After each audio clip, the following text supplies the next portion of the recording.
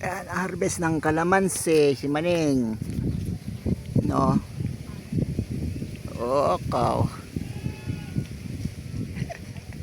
Ayun po, kalamansi. Nag-harvest. Yun.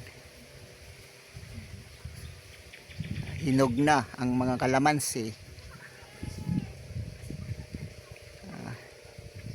Ganito ang style ng pag-harvest ng kalamansi.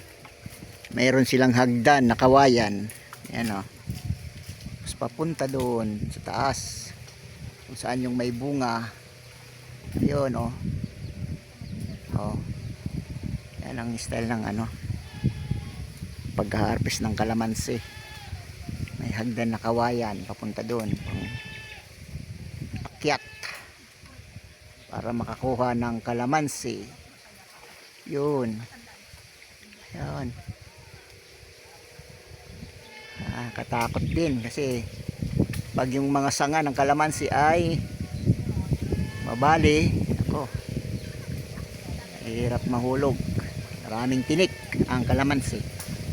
Matitinik ka. So kailangan mag-ingat lang at saka magaling ka lang umakyat para hindi ka mahulog. Yan o. Yan ang pagkuha ng kalamansi para hindi masira ang kalamansi.